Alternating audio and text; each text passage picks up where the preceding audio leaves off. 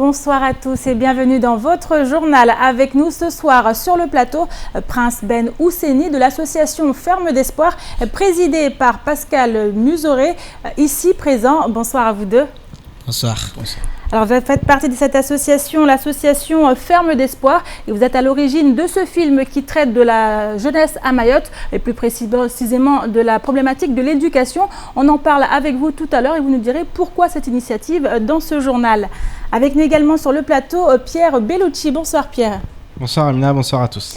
Avec vous, il sera question de cette séance plénière qui s'est tenue ce matin au conseil départemental et qui risque de provoquer des secousses. On le verra tout à l'heure. Vous nous en direz davantage dans quelques instants.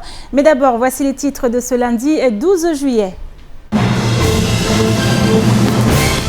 L'ultime séance plénière avant les vacances s'est tenue ce matin au sein de l'hémicycle Younoussa Bamana. Une séance marquée par un rapport mettant fin à l'indexation pour tous les agents du conseil départemental n'étant pas fonctionnaires. Les contractuels, les CDI et tous ceux qui vivent en métropole vont donc voir leur salaire amputé de 30%. Explication.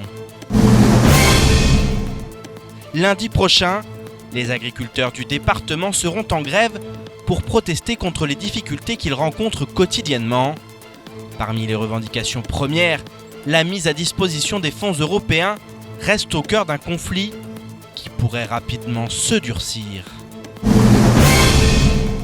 Depuis ce matin, 20 danseurs de l'association Hip Hop Evolution ont entamé un camp de vacances à Mtsanga Beach. Durant 10 jours, ils vont ainsi participer à de nombreux ateliers qui vont leur permettre de s'ouvrir aux danses du monde ou encore à prendre conscience de leur corps. Reportage à la fin de cette édition. Et pour commencer cette édition, direction le conseil départemental où avait lieu ce matin la dernière séance plénière avant les vacances d'été. À l'ordre du jour, la présentation de 8 rapports soumis par suite au vote. Et quand bien même l'affluence dans l'hémicycle Younoussa Bamana était plutôt faible, les débats ont tout de même été agités. En cause notamment un rapport portant sur les conditions et modalités d'attribution de certaines indemnités et avantages accordés aux agents du conseil départemental.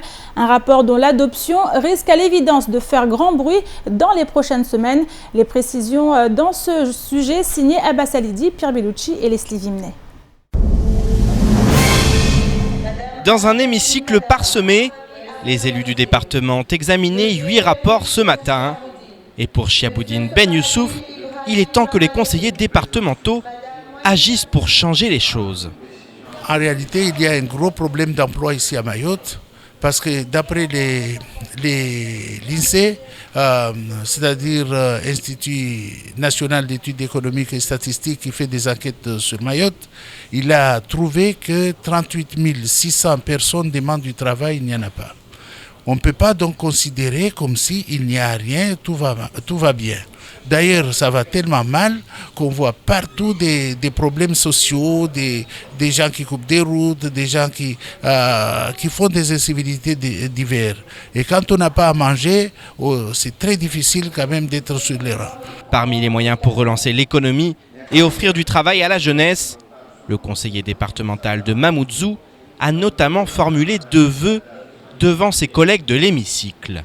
J'ai proposé qu'on crée les conditions pour que tous les freins au développement et à la réalisation des crédits importants soient levés, de manière à ce qu'on puisse réaliser des travaux, les entreprises puissent avoir du travail pour qu'ils puissent embaucher des personnes. Et ensuite, j'ai demandé à ce que les contournements de Mamoudzou, c'est-à-dire la route qui dévie Mamoudzou à grande vitesse avec des raccords demain possible pour les différents villages puissent être réalisés avant, en tout cas engagés fortement avant 2020. Et ça avait un peu surpris un certain nombre de conseillers parce qu'ils pensaient que c'était assez lourd, mais je pense que les moyens disponibles en ce moment, s'ils sont aménagés, ça peut se réaliser. Au-delà des vœux, un rapport aura animé les débats ce matin. En effet, les élus de la majorité ont validé un rapport concernant l'indemnisation des agents du conseil départemental. Désormais, les contractuels ou encore les CDI ne jouiront plus de la surrémunération alors que celle-ci devait atteindre 40% au 1er janvier 2017. Seuls les fonctionnaires pourront la percevoir, à l'exception de ceux travaillant en métropole. Une mesure qui risque fort de faire du bruit. Sincèrement, il y a certaines choses qui m'ont choqué. Lire qu'il n'y a que les fonctionnaires qui doivent toucher la majoration, ce qu'on appelle ici l'indexation, je trouve ça pas normal. D'ailleurs, le comité technique d'ici avait donné un avis défavorable à cette délibération. Donc, partout dans les autres fonctions publiques, quand vous êtes employé, quand vous êtes recruté, du moment où vous travaillez dans les services, vous touchez automatiquement à vos recrutements le même taux d'indexation que les autres. Un contractuel, c'est comme un fonctionnaire. Je ne comprends pas pourquoi la fonction publique territoriale sera différente de la fonction publique hospitalière ou la fonction publique de l'État. La fonction publique, ils donnent tous les moyens, pour avoir une attractivité dans leur profession, et nous, on fait le contraire. À l'heure où le département souffre d'un manque cruel d'attractivité, la mesure semble en effet très étonnante, même si elle devrait permettre de faire des économies, et était à ce titre recommandée par la Cour des comptes dans son tout dernier rapport. Alors Pierre, c'était la dernière séance avant les vacances et a priori, on le voit, la rentrée risque d'être fort agitée. Ah oui, effectivement, la rentrée risque d'être fortement agitée, et notamment au niveau des agents du conseil départemental. On sait que le conseil départemental est le plus gros employeur du département, avec plus de 3000 agents qui travaillent au sein de ce département. Alors là, effectivement, la mesure, elle est à la fois étonnante, mais elle était réclamée par la Cour des comptes. Étonnante pourquoi ? Parce qu'effectivement, l'indexation, l'objectif de cette indexation, qui est actuellement à 30%, qui passera à 40% au 1er janvier 2017, c'est de pallier la vie chère. C'est d'être un rempart contre la vie chère. Or, la vie, elle est aussi chère pour les fonctionnaires que pour les autres. Donc, effectivement, ça étonne. Et lorsqu'on est contractuel, le statut est déjà précaire. Donc, effectivement, ce sont des personnes qui l'indexation permettait d'élever un petit peu les salaires et de vivre correctement. Alors, ça en dit long aussi sur ce que veut. On n'est pas d'accord au conseil départemental sur cette mesure. Complètement. Alors, Enoudine Salim, lui, a voté contre, tout comme Sohaira El Haddad, ou encore Daniel Zaidani. Les trois se sont exprimés contre ce rapport qui a été voté en fait par la majorité. S'en dit long aussi sur ce que souhaite la majorité. Ils veulent une réduction, ils l'ont répété plusieurs fois, une réduction de la masse salariale. Alors beaucoup se disaient il va y avoir beaucoup de tri, il y a beaucoup de personnes qui vont effectivement il y a eu moins de renouvellement qu'attendu. Mais c'est surtout, avant tout, là-dessus et sur cette indexation que finalement les économies vont être faites. Donc voilà, donc c'est une mesure qui risque en tout cas de faire grand bruit. Il risque d'y avoir des mouvements au niveau des agents. Alors les élus nous ont dit qu'ils étaient d'accord.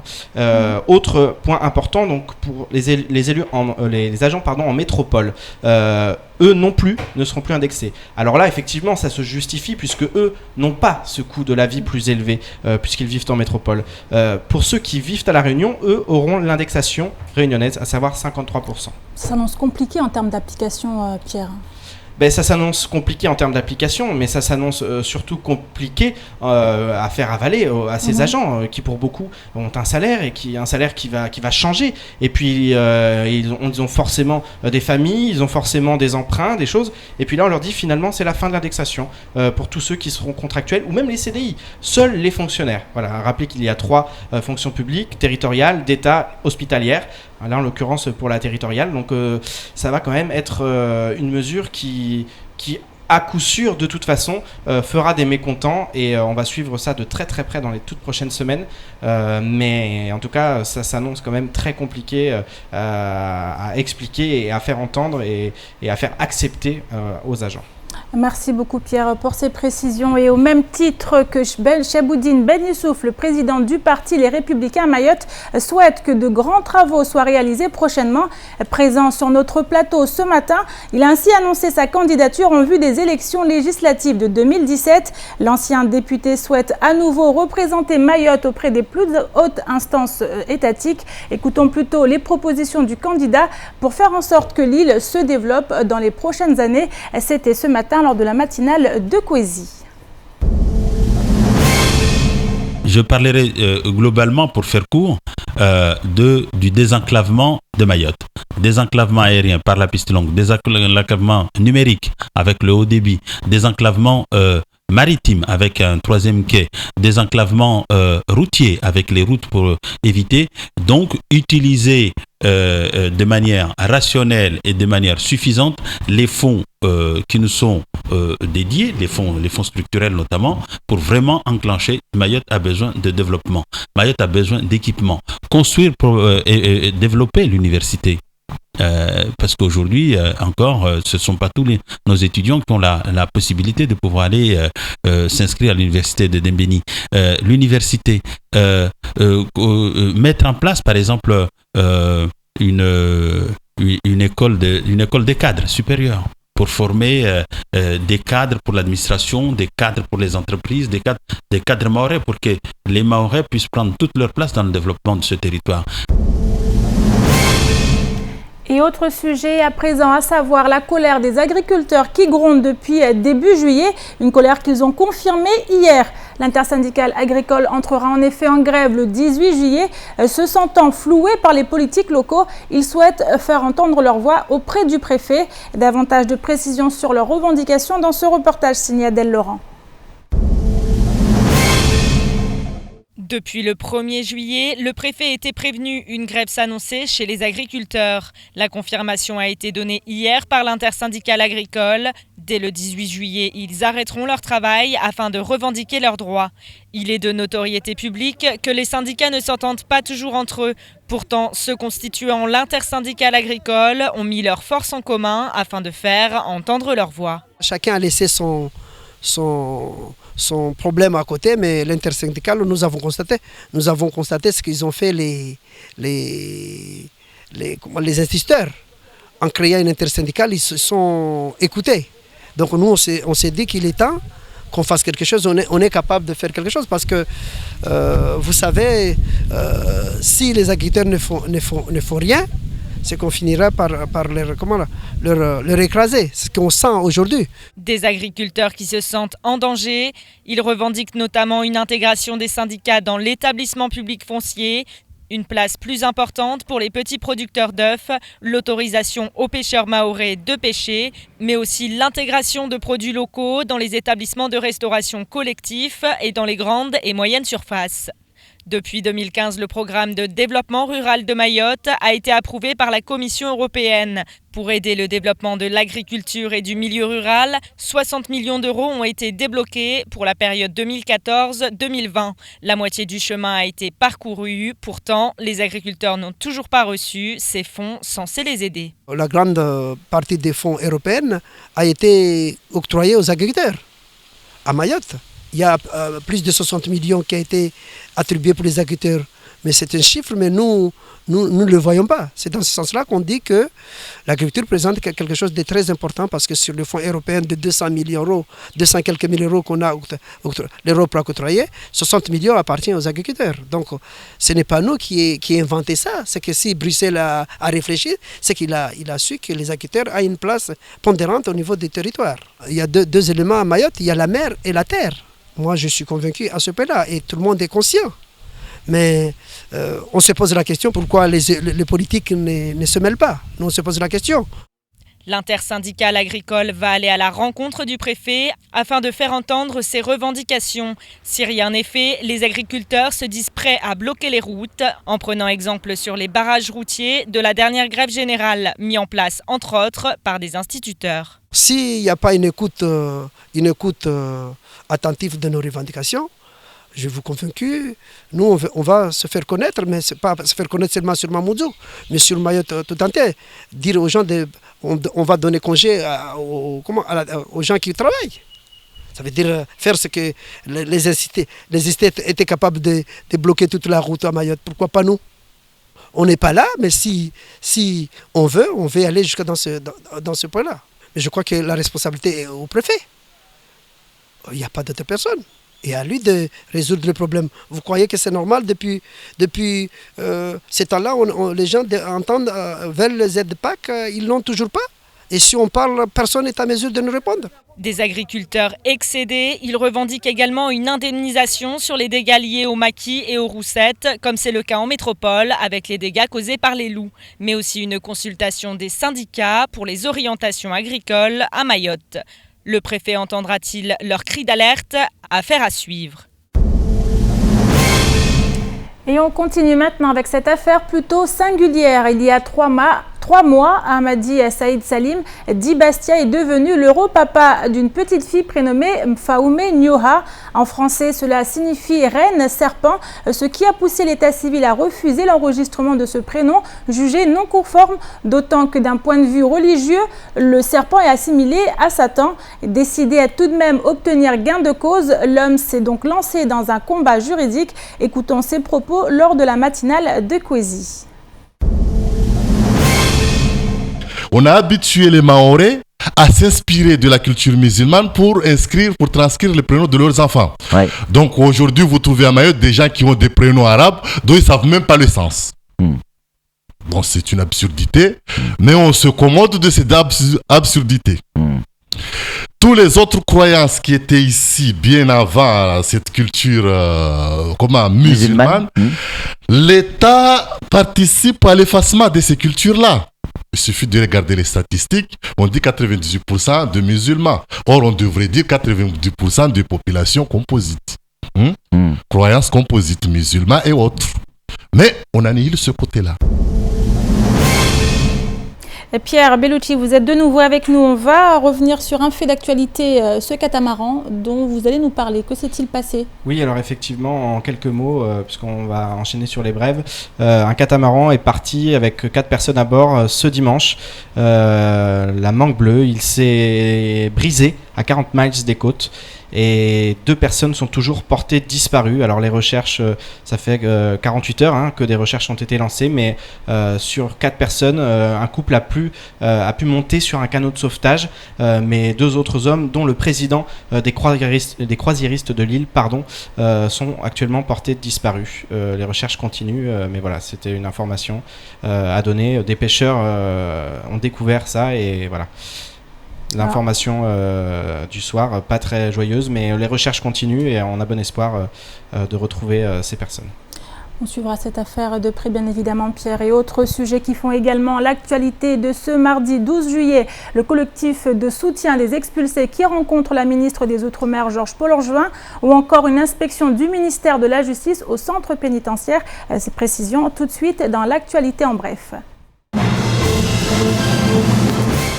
Le 7 juillet dernier, la ministre des Outre-mer, Georges-Paul Orgevin, a reçu une délégation du collectif de soutien aux délogés de Mayotte.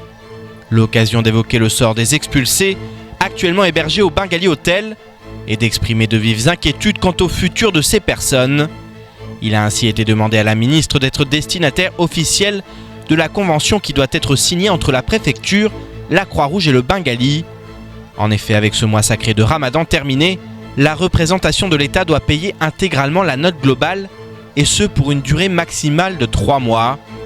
Il a également été réclamé une indemnisation des délogés afin de les reloger dans leur village d'origine. Pas sûr néanmoins que l'État accepte ce genre de doléances. En effet, selon la CIMAD, le nombre de personnes hébergées serait passé de 225 à 320, en se basant sur une fourchette basse de 20 € par personne et par jour pendant 3 mois. La note va s'élever à plusieurs centaines de milliers d'euros.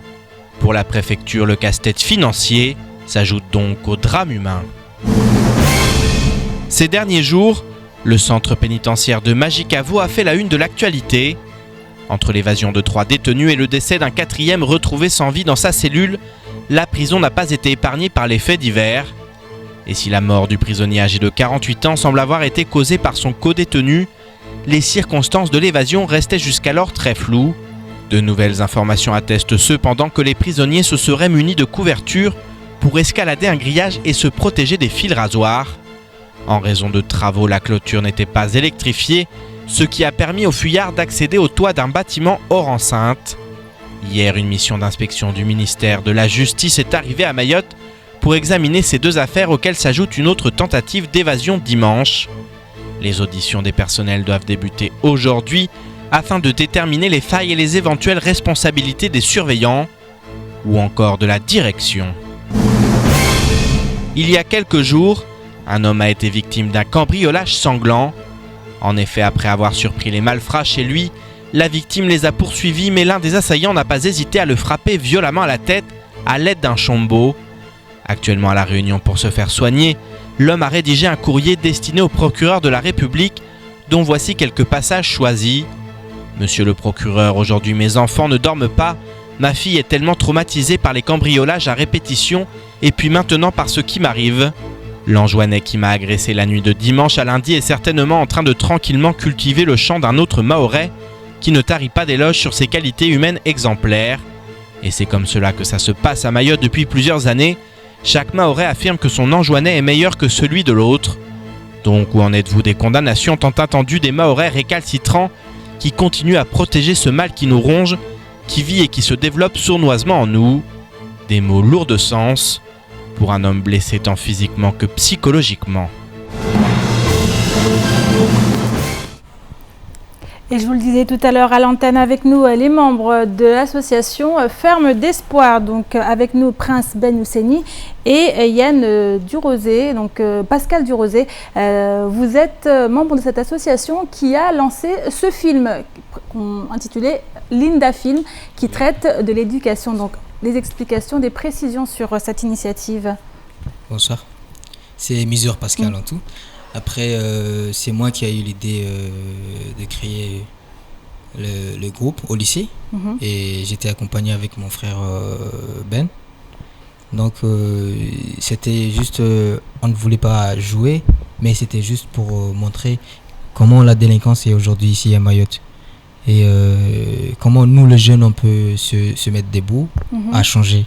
Et pourquoi avoir choisi de faire un film plutôt qu'une autre Parce action, par exemple? le moyen, tant qu'on est jeune, on ne peut pas aller à la rue pour aller montrer, de refuser ou de faire face à la délinquance. On a choisi pour montrer aux autorités que ce que les jeunes font et que nous, on peut changer à travers nos films.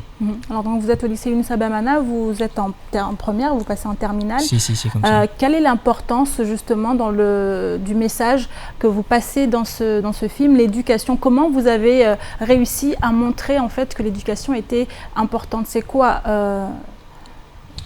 Tout d'abord, on a montré deux jeunes filles. L'une qui était les deux, en fait l'une qui était pauvre et l'autre qui était riche. Ça veut dire quoi? Ça veut dire une fille peut avoir tout à la maison mais peut pas tout réussir aussi, et l'autre qui était pauvre mais malheureusement il arrive à réussir sa vie.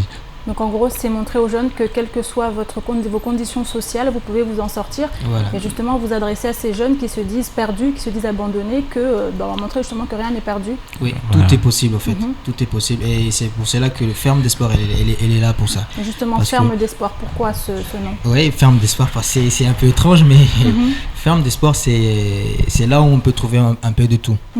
Donc il y a l'espoir. Il y a aussi, on peut dire, l'amour. Donc il y a aussi ce qu'on ne désirait pas, on le trouve dans le Ferme d'Espoir. Et pour nous, on dit que c'est vrai, il y a la délinquance dans les quartiers, il y a aussi les positifs. Donc l'éducation, c'est le seul moyen qui peut vraiment changer les jeunes. Aujourd'hui, on voit des jeunes qui sont dans la rue. Mais s'il y avait vraiment l'éducation, s'il y avait un espace pour un peu leur occuper, il y aurait pas cette délinquance. Et qui doit faire cette éducation? Forcément, c'est les autorités qui doivent voir ces points.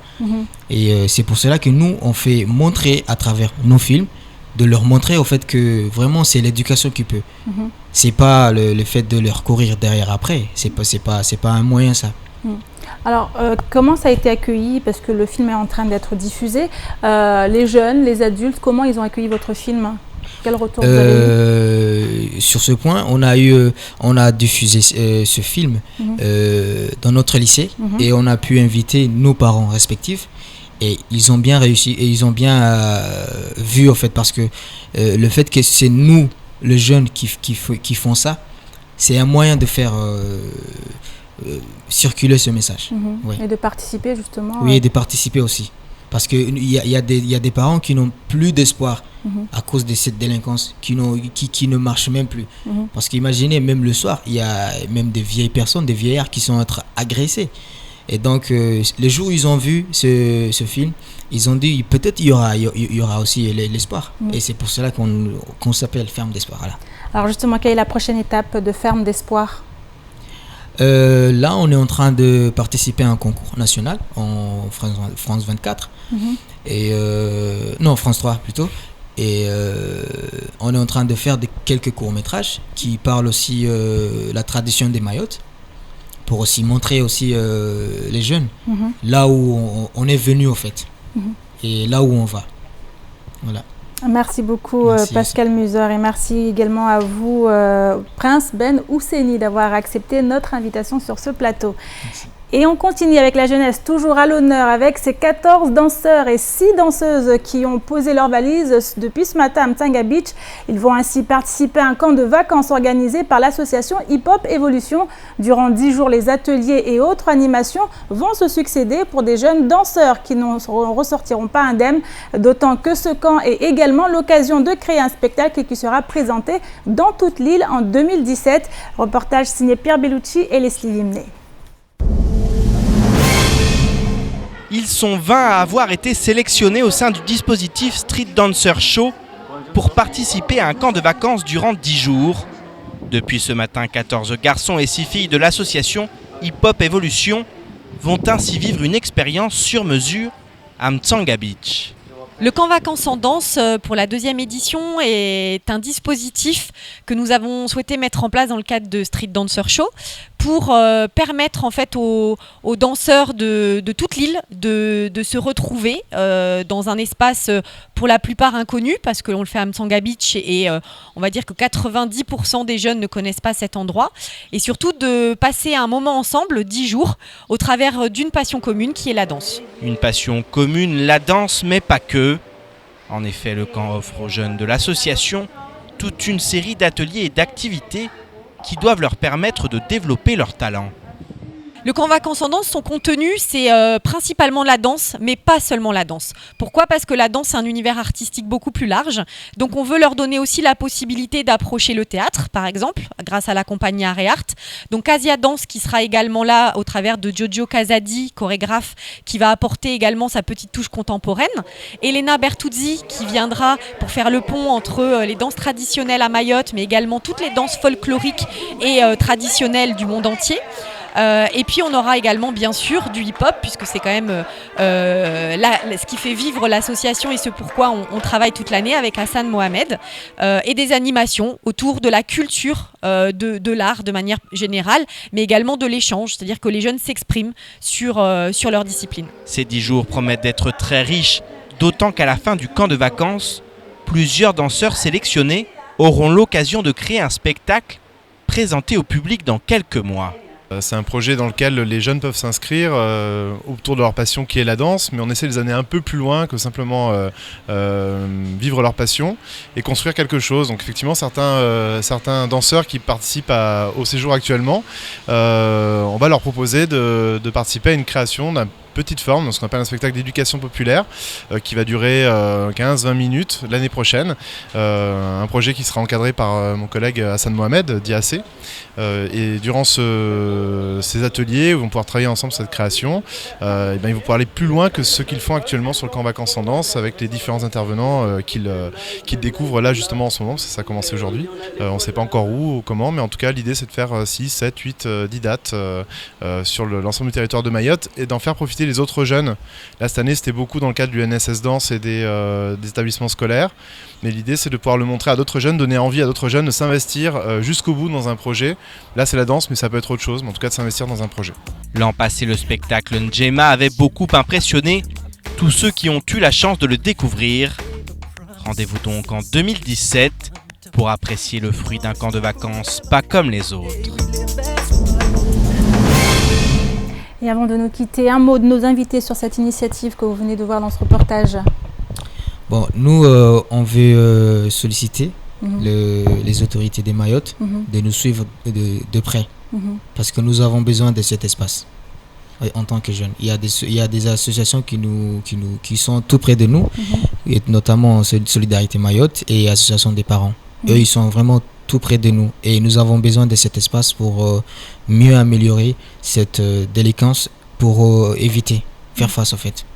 Merci. Merci beaucoup à vous deux et c'est la fin de cette édition. Merci pour votre fidélité. Une édition à retrouver en rediffusion sur OM5, également disponible en replay sur notre site l'infocoesie.fr, sur YouTube et sur notre page Facebook.